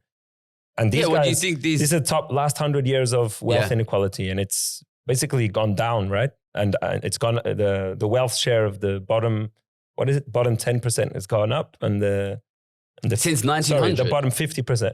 Yeah, I could only find data till 2020. Yeah, to be clear, so things are much better in general. Than they were in 1900. No, than they were in 1980. Or they're the same as they were. No, they're much better. Look at the red line. See things, they're kind of like they were in 1980. Well, I've already covered this. I think the top 0.1% is very undercalculated. Okay, so you think the top 10% is not a good metric? We should be looking at the top 0.1%. It's not about whether you look at the top 10% or whether you look at the top 0.1%. It's about whether your numbers are good or not. Okay, so where are your numbers? Listen, I'm out there getting fucking 50 million views a month on YouTube. You want me to start a think tank as well? I tell you what, when I'm at it, why don't I start a political party? Listen, I'm not fucking Superman here. What do you want me to do? I want you just to show numbers. And then who makes the videos, Thomas? Who makes the videos? Oh, you can hire someone to... Make the videos? No, hire someone. Listen, I want to show people that wealth inequality is rising. Help me get that data. My last video I did before I came out was a shout out to these think tanks. What the fuck are you doing? Where are you? Where are you? Listen, I'm one guy. And I think I'm having a lot of impact. I could choose. I was working for the think tank. I worked for a think tank doing this kind of stuff in London. And I could see they weren't going to get anywhere, so I left. I could see what we needed was a YouTube channel, so I started a YouTube channel. I'm working on a YouTube channel. I don't work for a think tank anymore. Listen, there's 75 think tanks in London that should be doing this shit. And I'm trying to talk to them to get them to do this shit. But I can't do it all. You know, listen. Yeah, but come on. I had 1 day to prepare this and I found 10 graphs. Listen. Did you make those graphs? Listen, if you want me to bring up, listen, I told you. I don't want you to make the graphs. Yeah. I just want you to show some graphs. Listen, I worked in the sausage factory, okay? Listen, I know these graphs are bullshit. I know the graphs are all bullshit. I know. From Fairness Foundation and from Equality. Listen, all of the graphs are bullshit. Okay. Don't you know that? You know that. Come on, you know that. You know the graphs are bullshit. If they're based on a survey, I understand your critique. But if they're based on different data points, maybe, I don't know, you're the economist. Okay, let me ask you a question. How many traders do you think are looking at these graphs? I have no idea. That many. 0. These graphs are not for the economists. They're not for the traders. They're for the public. They're bullshit. Traders want to know what's happening. Listen, when I was a trader and I was making, tens of millions of dollars a year for the bank, you think they asked me to bring up graphs? No, the reason they back me is because I'm right again and again. You want to know evidence? Go and watch my first video on my channel. The COVID one. June 2020. What does it say? One. Yeah. It says that there's going to be a cost of living crisis, an inflation crisis, a massive increase in prices, of the gold price, of stock prices, of housing prices. Was I right on every single one of those predictions? Seems to me, yeah. Yeah. The same guy who was right on every single one of his predictions in 2011 was right on every single one of his predictions in 2020. And that's why banks pay me millions of pounds to manage their money. Now I'm out here telling people for free on YouTube what's going to happen. I don't need to do that. I could get paid millions of pounds a year to not tell you. Okay, I'm telling you. And okay, if you want me to, that's another issue. Yeah, if you want me to draw a graph, listen, I'll find you 10 geeks to draw a graph. They're bullshit. The graphs are bullshit. So what are you basing what do you base yourself on? Actual genuine understanding. So, but where does the idea wealth inequality is rising? Where does it come from? Like, From what the are the fact premises? that ordinary families and governments' wealths are collapsing. So it has to be going somewhere. Where do you think it's going? You think it's disappearing? Okay, I'm just curious. Yeah, so listen, if you it's wanna know, because it has to be going somewhere. So that's your main argument. We cannot accurately measure the wealth of the very rich. It's very, very difficult. You know, we have economists doing that. If you want, there's an economist, French guy, Gabriel Zucman. He's really good. Bring him on. His French accent is quite strong, but he's a good economist. He's doing that. He can do that, you know. What we can see is falling living standards. And what we can see, look at the numbers. Look at European government wealth. Look at it. Go and get the graphs of European government wealth. Where's it gone? It's collapsed. European governments used to hold significant amount of wealth. Now it's massively negative. And then look at the increased size of debt of your average Western European family. Who's it to? We can see, what we see is the collapsing wealth of the middle class and the collapsing wealth of governments. That is what we can see. That is what is obviously true. The statistics don't show you where it's gone because it's gone to a group of people who are very difficult to measure. Listen. Yeah, but maybe honestly, I find it frustrating because I worked with these think tanks, right? And I know it's all bullshit. You know, I went on Diary of a CEO and they put out these graphs and these graphs. And all of these numbers, then some left-wing think tank gets hold of them and it discredits them. And everything is all biased. It's all bullshit. It's all fucking PR bullshit. Yeah, but I bet my fucking money on it and I'm right year after year. And listen, who do you think? Listen, the rich, they pay these think tanks, these guys, 50, 60 grand a year to make graphs, to make statistics. They pay me £2 million a year to manage their fucking money. Who do you think they fucking trust? But they're not paying Fairness Foundation, bro.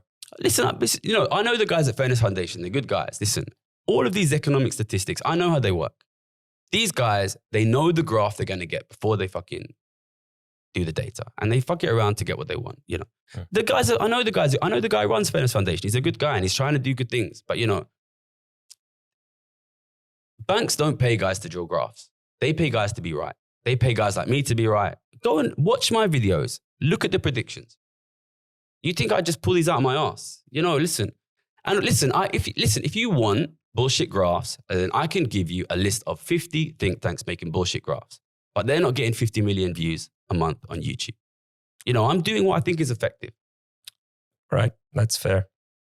So let's talk about the tax itself. So your proposal, your simplistic proposal is 1% on everyone, on all wealth above 10 million. Yeah. How much would that be in tax revenue per year in the UK? Not enough. 2 billion. Not enough. Billion. Not enough. I mean, to be honest. What's your estimate though?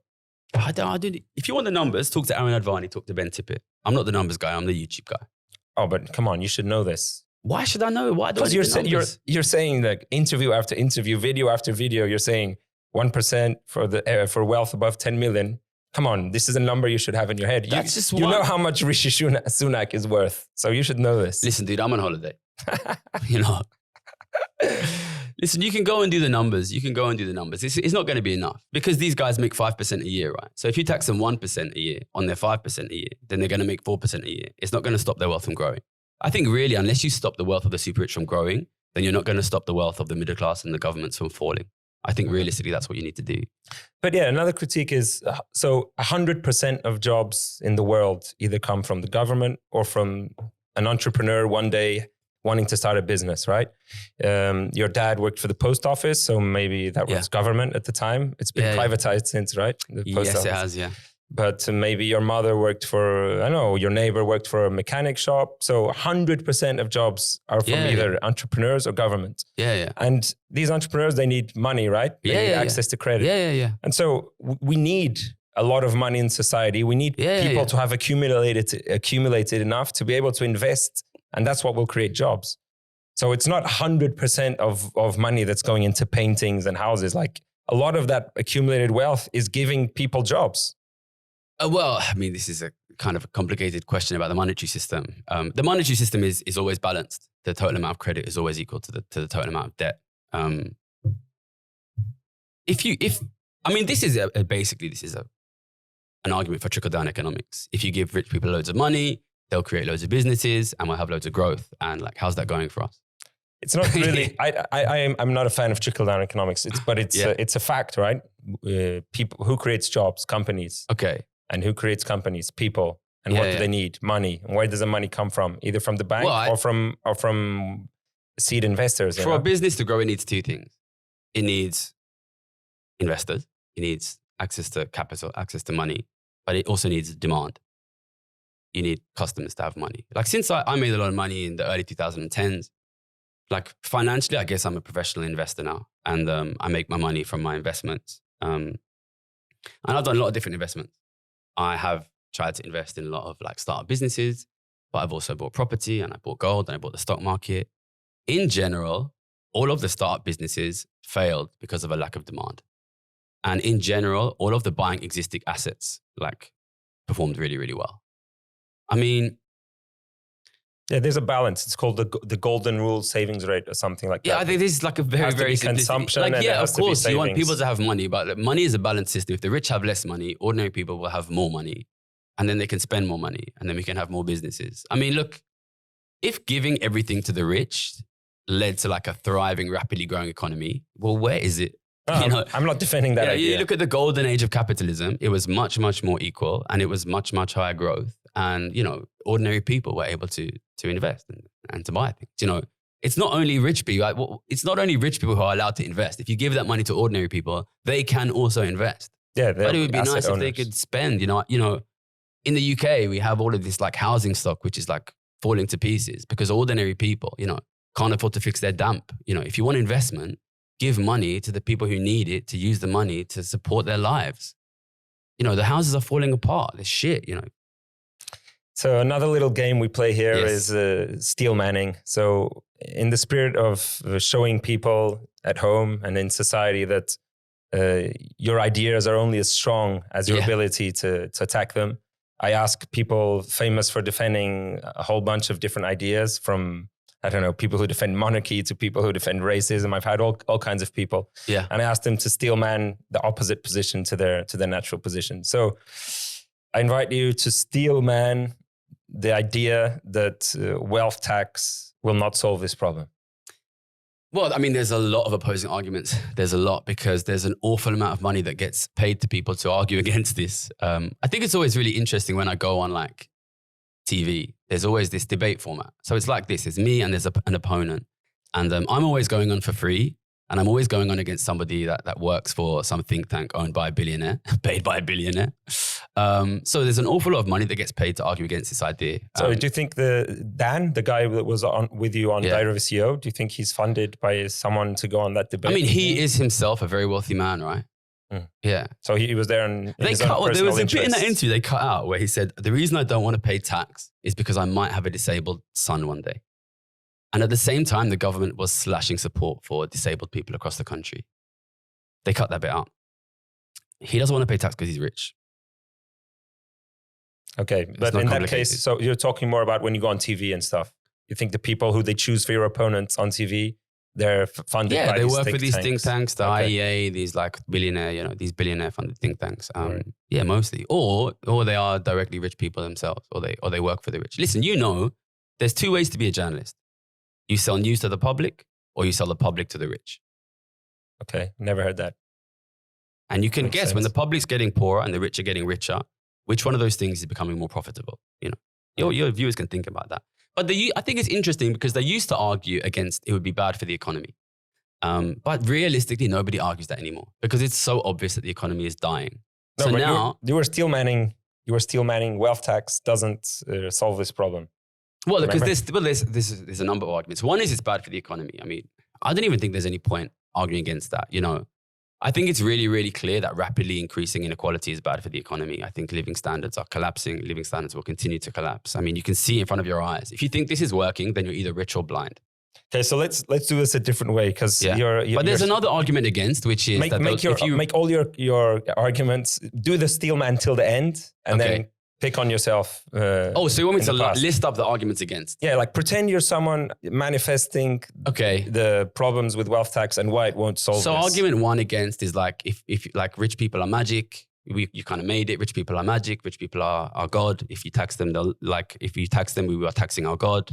All good economic comes from rich people. We cannot tax them. We shouldn't tax them. It's kind of more of a moral, religious argument, but it's been going back a long time and it's very popular. Do not tax rich people because rich people are God. That's number one. Second one is do not tax rich people because they are powerful and they will leave. This is a very popular one. If you tax rich people, they will leave. Are there any others? Are there any others? Don't tax them because we need them. Do you think it could raise inequality? Oh, so there's another one, which to be honest, doesn't get mentioned much, which I think is actually more important. Because I can make I can build a couple of causal arrows which can lead to more inequality. There's another couple of things, right? Which is one, basically the implementation will be shit.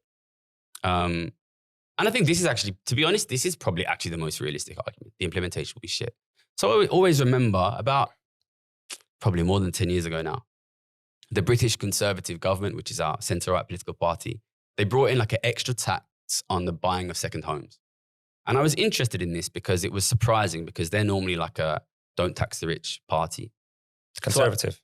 So I looked into it and there was a loophole that said if you buy 7 or more at once, you don't have to pay this extra tax. Oh, I saw that, man. That's that's unbelievable. How did they justify that?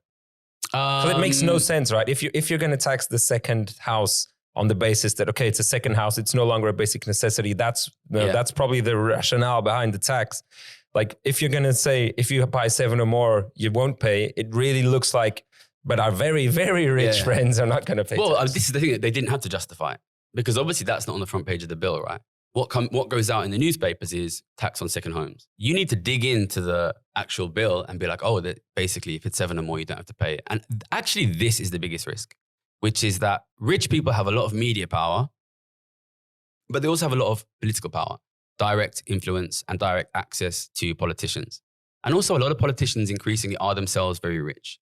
So it creates this situation where what politicians want to do is they want to bring in a politician which looks on the surface like it's taxing the rich, but under the surface has a lot of loopholes for their donors, their friends, their class, the very rich.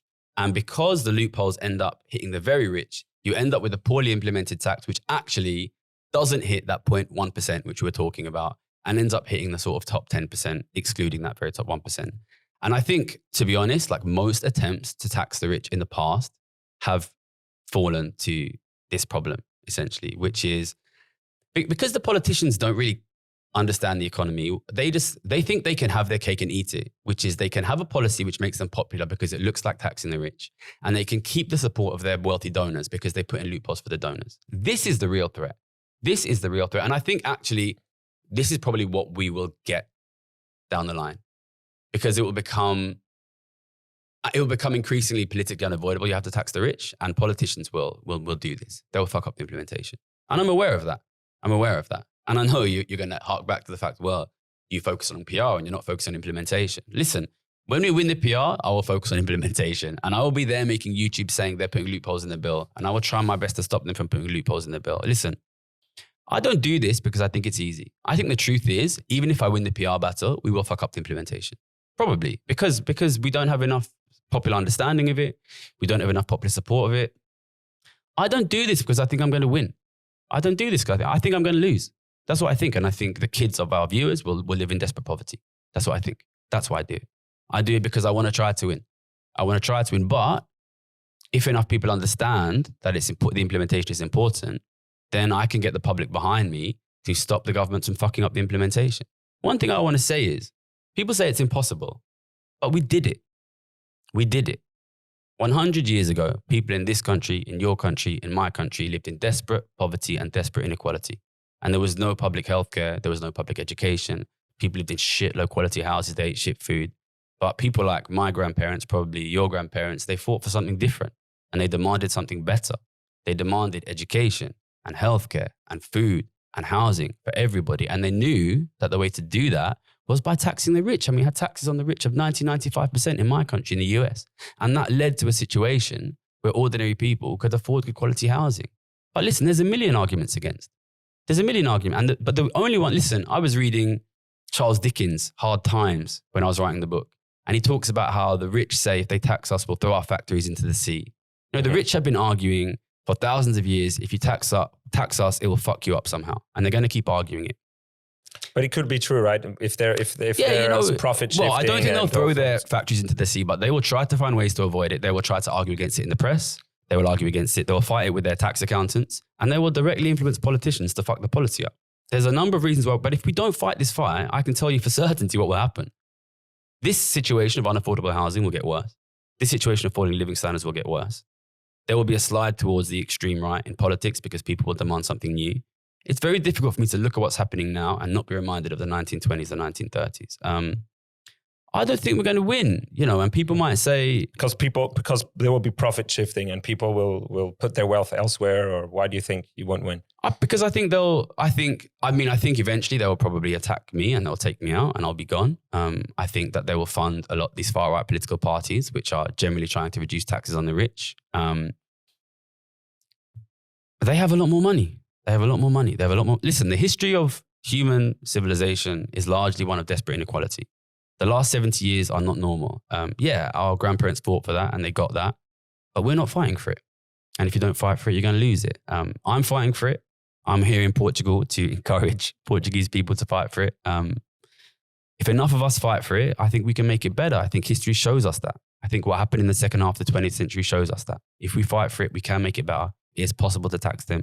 Lower rates of inequality are possible, but only if we fight for it, only if we protect it.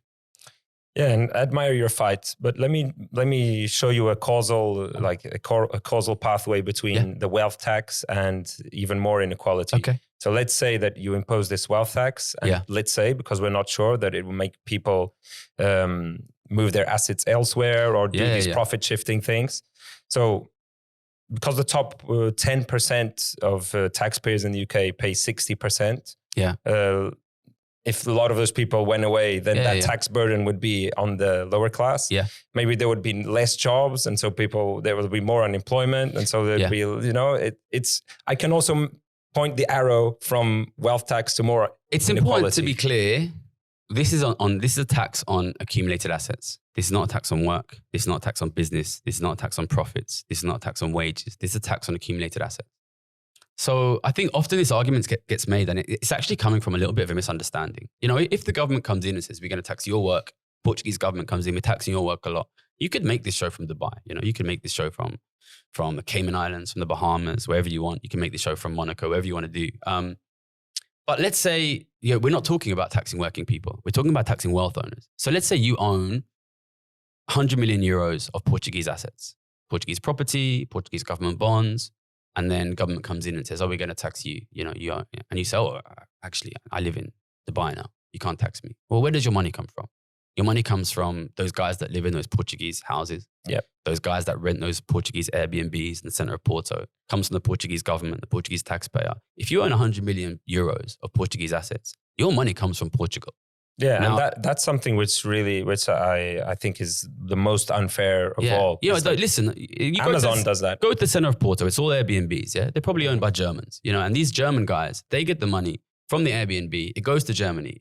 Portugal gets no tax money from it. It's a joke, right? Yeah, maybe a tourist tax, like the 1% or something. Do you think that China would allow you to own 100 million euros of Chinese assets, live in Portugal, and pay no Chinese tax? Yeah, no way. And I heard you say something which got me thinking, which is you said, let's use Amazon. It's easier, right? Yeah. They sell all over the world, they do all these tricks. Like this was mentioned on Diary of a CEO. Like they license the brand somewhere, and then you make your profit here almost zero because you're paying for the licensing of the brand elsewhere, and the elsewhere is the fiscal heaven place, right? But you talked about something like, if we could look at the Amazon's revenue per country and find some kind of international cooperation where you would have to pay the percentage of, so you do all the calculation, you get this profit. The percentage of the tax rate you have to pay to England is relative to the revenue you got from that place. Yeah, we know Amazon makes profits. This would be amazing. Yeah, Amazon makes profits. But you need an international agreement. At the end of the day, Amazon sales, what percentage of Amazon sales are to the Bahamas and Dubai? Not a lot. Like Amazon sales are primarily to the US, to Europe. Like this is where the sales are. We could tax these guys based on where their sales are, but why don't we ask the politicians? But you would need an international corporation to do that, right? We couldn't. I think it would be easier with international cooperation. It would be easier with international cooperation. But, depending on the country, okay, Portugal is a small country. The UK is a bigger country. If you turn around and say to Amazon, listen, if you don't pay this amount of tax, we're not letting you do business here. It might work, but I think the EU as a whole, at the end of the day, do you want Amazon, this massive corporation, to control so much of your business and not pay any tax? Like, if they're not going to do business based on paying fair tax, well, maybe we should make a European Amazon. I think it's... Yeah, it happened in India and there are a lot of... Yeah, China doesn't allow it, right? China doesn't allow these companies to not, why does Europe allow it? I think it's, but you know why they allow it. Because the politicians are fucking rich. They don't give a fuck. At the end of the day, the problem with the crisis of inequality is it works really, really well for those guys at the top 1%, the top 5%. They're comfortable. They don't want to change. And they're getting paid out of it. You know what I mean? At one point in my life, I was studying. So let me go back a bit. I was during about 4 or 5 years, part of this group of young doers, which is basically entrepreneurs, who met with the president of Portugal every month. And basically we'd make proposals on things, we'd do stuff. And it was a cool group because the other criteria is that each one of us had no involvement whatsoever in politics. So we're just a group of people who are getting on with their life. And once per month, we spoke to the president. And my first meeting ever, I proposed a worldwide financial transaction tax. Okay. Like a Tobin tax. Because I'd been thinking about all these things, and I'm actually economically, I'd say I'm more like a classic liberal. So I'd say you're probably, we're not in the same space in that sense. But I do some charity work, and extreme poverty has always been something which present in my life. Maybe because I lived in Mozambique for a while, at one point I understood that because of these profit shifting, and because it's so easy nowadays, especially in the digital economy, to move assets here and there, maybe the only way to tax the ultra wealthy would be a 0.01%. Financial transaction tax on everything, high frequency trading and stock buying and stock selling and derivatives and so on. Have you thought about this solution too? Or? The problem with transaction tax is, you have this in the UK actually, just for stocks, right? You have the stamp duty. I think it's, but nobody uses it because you just have to buy a CFD or ETF. Some people love these transaction taxes. The problem with transaction taxes is, rich people don't need to transact; they just need to own. An ordinary person needs to own. They own their wealth when they're working, and then as they get older, when they retire, they sell it. But if I'm making 4 million euros passive income a month, but the people managing their money are doing trading constantly. Yeah, but maybe just a part of it. I think I don't think transaction tax is going to, because I just own everything, and I'm quite rich. I don't need to transact. I just sit on it. I hold it. I get the income from it. How do you deal with those people? I think transaction tax. Yeah, maybe I'm skeptical of ultimately what I want is a tax which is genuinely progressive. So if you're some person who's transacting a lot, doesn't have a lot of wealth, you're going to pay loads on transaction tax. If you're someone who's super, super rich, which a lot of especially old European aristocracy, they don't need to transact a lot. They can just sit on it and hold it. They're not going to pay a lot. Transaction tax. Not a lot of economists like transaction taxes. Yeah. I think you need to tax. I think you need to tax people based on how rich they are.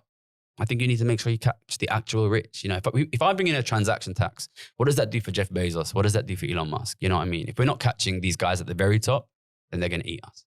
Yeah, it makes sense. It makes sense with your focus is in the 0.1% of the richest. You got it. Those are the guys. Their wealth is going to grow and grow and grow and grow and grow and grow. And people will say the 0.1 or the 0.01% is not a lot of people.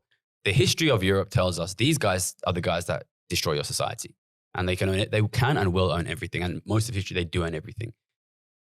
If you don't do anything to stop them from owning everything, then they're going to own everything. You can't compete with them. You can't compete with someone making 4 million euros a month. And that's just somebody on 1 billion. These guys have got 300, 400 billion now, How do you stop them from owning everything? They almost have to, because they have to do something with their money. There's nothing. It's not about being evil. It's not about being a bad guy. If I am that rich, I have no choice but to slowly take over the world. There's nothing else you can do with your money. Yeah, or leave it in the bank account losing with inflation, which no one would want to do. They have to buy everything. They have to buy everything. It's just not a moral thing. Yeah, no, it's not. I personally, I don't think rich people are bad guys. There are some bad guys. You are a rich person. Yeah, exactly. I don't think I think there's good guys. I'm a member of this group, Patriotic Millionaires. There's really good people in that group trying to do good work. At the end of the day, I'm an economist. I made my money betting on this. I don't want it to happen. I'm not trying to pick a villain. You know what I mean? I went on. I think that's something in your favor. You don't feel very Marxist to people like me? I don't consider myself. It was funny. I was in a bar the other day here in Porto, and the barman was like, "You need to read Marx." He's watching my YouTube, and I was like, "Dude, what are you coming at me for?" You know, I'm a classically trained economist. You know, I went to LSE, I went to Oxford, I worked as a trader. I was a very successful trader. I make good predictions. I have a very good track record.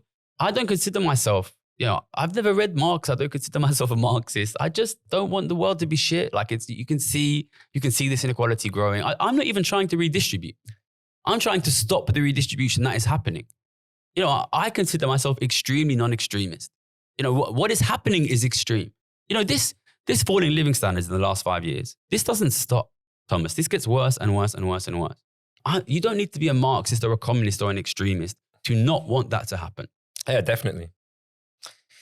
But do you think, let's I know you love to say you're not Mother Teresa, Mahatma Gandhi, you say that a lot, but do you think there's a moral position, which is that if you have a lot of wealth and giving away a bit of your money will not change your quality of life, that it's morally correct to give some of that money away to someone who will now be able to feed their kids because of it? To be honest, no, not really. I mean, of course, like if you do that, that's a good thing and you should be proud of doing that. But I don't really get involved in people's lives. Like, no, but you are. Politics is ethics applied to the masses, right? And so, why do you want to tax the wealth? Because you think it's unfair to people who can't feed their kids. I don't want Europe to fall into mass widespread poverty. I don't want to live in this Dickensian time. You know, you've been to Mozambique, right? So you've been to countries that have serious poverty. I'm not an expert on Mozambique, but I guess there's a lot of poverty there. It's one of the poorest in the world. Yeah, listen, and that kind of poverty existed here in Europe not that long ago. I don't want to live that. You know, my grandma, like 3 of her siblings died of tuberculosis. It's a disease of poverty, you know, like I don't want to live in, I grew up poor, you know, and I wasn't as poor as my grandma. But, you know, there wasn't a lot of money. There wasn't a lot of space. There wasn't a lot of food. Sometimes it was cold. There wasn't a lot of financial security. Look, I got enough money. I made enough money. I'm comfortable now. I had to make my decision about what I wanted in life. I have studied economics a long time. I had a job betting on economics. I made an awful lot of money because I could see that things were going to get worse. I say I'm not a moral philosopher, but if you see somebody's house on fire, what do? You call the fire brigade, you knock on the doors, you knock on the window. It's not about being a good or a bad person.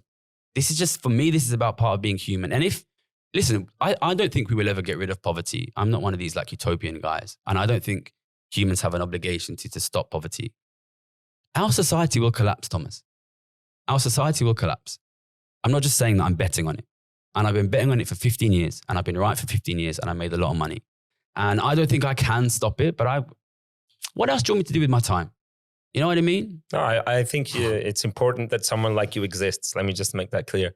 But the reason I ask is because final critique, and then I'll leave you alone. Okay, come for me. Is, you should, I think for someone like me, your message would be stronger if you would be the change you want to see in the world in that sense. Because I've heard you saying that you don't give away any of the revenue of your book. You're not into charity. You're not really into helping people around you. And don't you think it would make your message a bit stronger if, let's say, you don't need the money. 50% of your book's revenue went towards helping people heat their homes. Yeah, you know, it might do. But like it's just, to be honest, this kind of gesture politics is just not really my instinct. You know, it's more alignment, like with your message.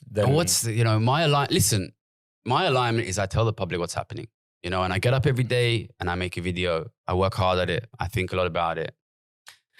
You know, I have to make my decision about how much to give and how much to keep, you know, and I've decided to give basically all of my time and energy. And to be honest, if I'm being totally honest with you, I think if anything, I probably work too hard.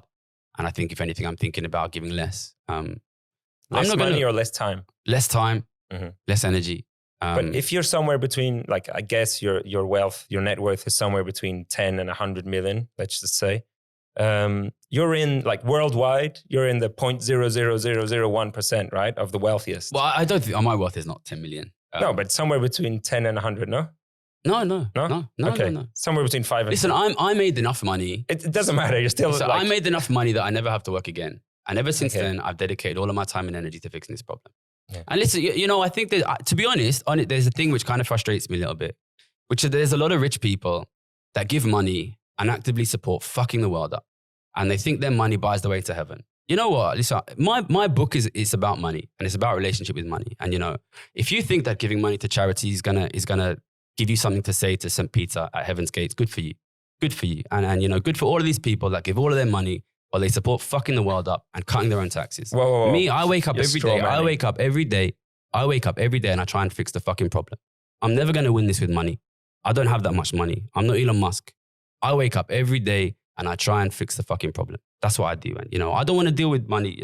If I make money for my work, then I'm very happy for that. And I hope that means that my kids will be able to have financial comfort I didn't have. I don't play this game with money. I play this game with my brain.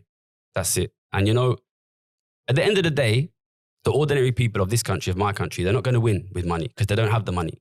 What they have is people. What they have is energy. What they have is intelligence. And that's the change I want to see in the world. I'm never telling anybody to give their money away. I'm telling people to come, use your energy, use your fight with me, fight next to me, fight behind me. Because if you don't fight, you're going to lose. And that's the decision I've made. And that's the way I'm going to play it. Yeah, and that's super respectful. And not only is it easy to respect, it's also kind of refreshing. A non-moralistic approach is refreshing, and that's cool in a way. But I've heard you talking about Mr. Beast and how amazing it was that with 500 quid, he could cure this kid from blindness. Yeah. And so maybe you're straw manning a bit, like you said, you're giving to poverty, you're giving to charity, but you're fucking the world up. No, man. No, listen, I don't. 99.9% of people giving to charity are not fucking the world up. I don't know Mr. Beast. I don't know if Mr. Beast is fucking the world up. I don't know Mr. Beast's political views. I just think it's sad. I just think it's sad that we celebrate the man who gives to the poor while being rich, but we don't celebrate, people who try to fix the problem. I just think in a way, there's a common misquote that in the Bible it says money is the root of all evil. But what it actually says is love of money. Love of money is the root of all evil. And, I just think honestly, like, I come out here every day, I make a video. Do you know what the most common comment I get on my video is? Tell me how to make money. Tell me how to make money. And I wake up every day and I tell people how to stop this problem. And then I come on a show like this and they say, but what about money? Give me some money. Why money? Listen, I'm fucking sick of money. And I know that I have the luxury to say that. Can we just fix the fucking problem? And I write a book talking about how society is going to collapse. And people say he didn't make that much money. Like, for fuck's sake, it's this money obsession that's killing our kids. This money obsession turns the world into Squid Game, where all we do is, I want to make more money. I want to make more money. I want to make more money than him. Listen, society is fucking collapsing. And if people cannot stop thinking about their fucking money to stop society from collapsing, then they won't have anything.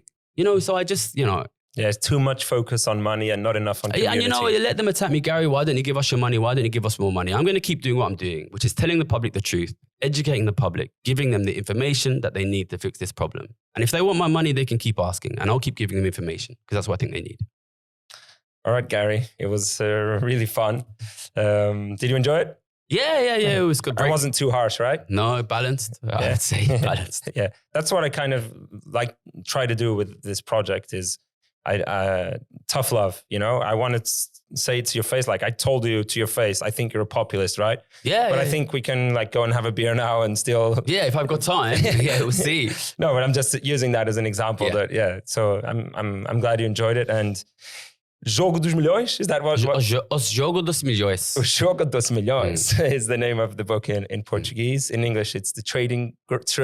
The trading game, yeah. It's sold millions of copies. How many have you sold? I don't think it's millions. It was number one for 11 weeks in the UK. Number one for 11 weeks. That's amazing. We got it here. We got it in Portuguese now. So if if your dad doesn't read Portuguese, doesn't speak English, you can buy him that as well. Yeah, and follow Gary Economics, and your Instagram is Gary Economics too, right? Gary's Economics, yeah. YouTube, Instagram, TikTok, Twitter, Facebook, everything. Yeah, all right. So thanks for being on. Thanks for your time. And for everyone at home, if you enjoyed this, please consider subscribing, liking, commenting. All that is absolutely free and helps. Otherwise, we're buddies anyway. See you next time. Thanks. Thank you.